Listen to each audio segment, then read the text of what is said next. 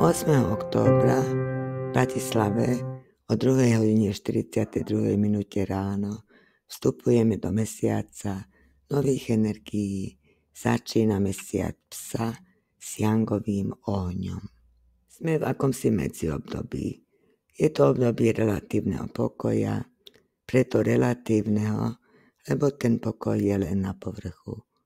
Energia jesene, kedy vládol kov, sa postupne transformuje a pripravuje na vládu energie vody, čiže obdobia zimy. Energie sa sťahujú dovnútra, tak ako sa nám skracujú aj dni. Ako by aj nám vesmír doprial čas usporiadať si záležitosti tento mesiac ešte dobrovoľne pred príchodom a za najťažšieho mesiaca v roku hada, novembra, čiže mesiaca prasaťa, ktorý prinesie priamy stret s energiou roka, kedy zmeny môžu prísť aj bez nášho pričinenia. Čo nám teda odhaluje graf začiatku mesiaca? Rok hada nám prináša strategické, hlboké a vnútorné energie. Had je ten, kto mlčí a pozoruje a čaká na ten správny okamih. Mesiac psa a zároveň deň psa prinášajú otvorenosť, túžbu po pravde, pravidlách a spravodlivosti.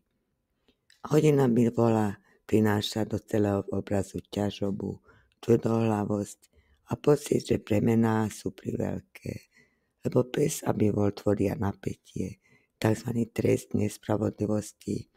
Môžeme mať pocit, že nás niekto kladie zodpovednosť, ktorá nie je naša. To, čo celý obraz zásadne ovplyvní, je jangový oheň, vládca mesiaca.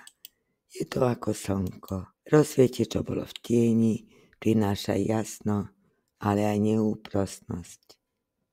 Pretože pravda môže zahriať, ale aj spáliť. Bude veľmi prínosné sledovať, ako bude táto energia vplývať na nás, pretože to bude akási ukážka z budúceho roku koňa, keď energia jangového ohňa bude pôsobiť na nás celý rok. Aké budeme mať pocity, aké reakcie nás vyvolá, pozitívne alebo nie. Budeme mať viac nápadov, viac tvoriť, možno viac príležitostí, viac peňazí. Október bude ukážka toho, čo nás môže budúci rok stretnúť. No a jenové drevo, to je vládca roka. To je tá jemná liana, ktorá potrebuje svetlo a vodu, aby mohla rásť. V objatí tvrdej zeme psa bivola a pod ostrým slnkom môže vysychať. Symbolizuje našu citlivosť a jemnosť, ktoré môžu byť skúšané. Kový kov dňa, to je dokonca fajkong energia. Pridáva sa nezlomná sila, ktorá sa prebúdza v krízach.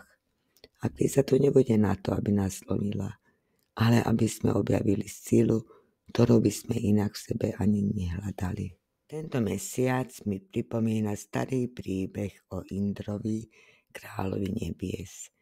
Indra sa raz povýšenecky opýtal, ako mohol stvoriteľ vôbec vymyslieť niečo tak odporné, ako je prasa, ktoré sa vála v blate. No a čo sa nestalo? Sám sa premenil na prasa.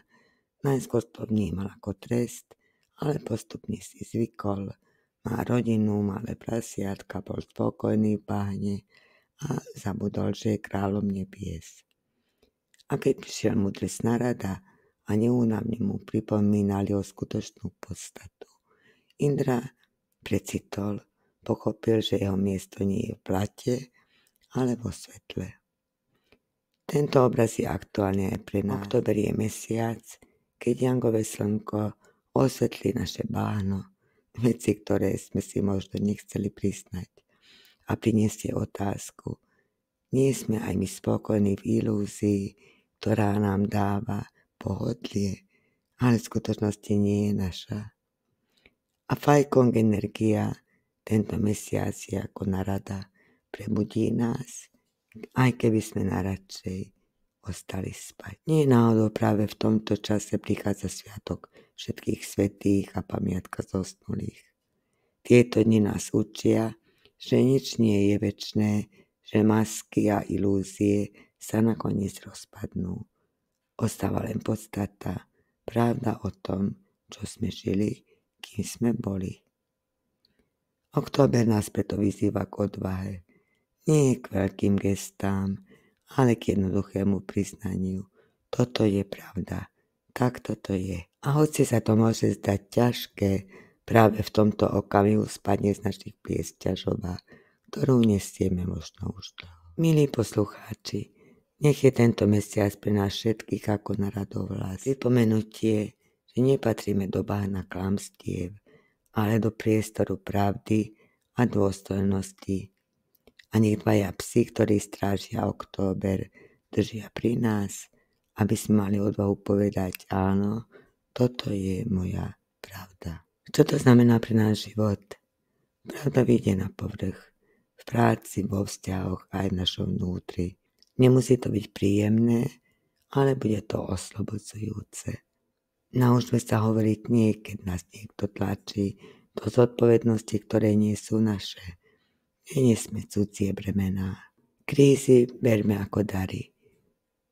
To, čo vyzerá ako problém, je príležitosť poznať vlastnú silu. Tento mesiac v energiách chýba voda. Preto si uvedome doplňajme rozhovorom, časom v prírode, relaxom, aby oheň nespálil nás a zem nás nezadusila. Takže praktický sprievodca októbrom. Hovorte pravdu, ale s citom. Rozpoznajte, čo je vaše a čo je cudzie. Krízy berte ako cvičisko vnútornej sily. Dávajte si čas na uvoľnenie a hľadajte vodu, čiže pokoj, plynulosť a ľahkosť. Október je ako ostré jesenné slnko. Krásny, jasný, ale aj neúprostný.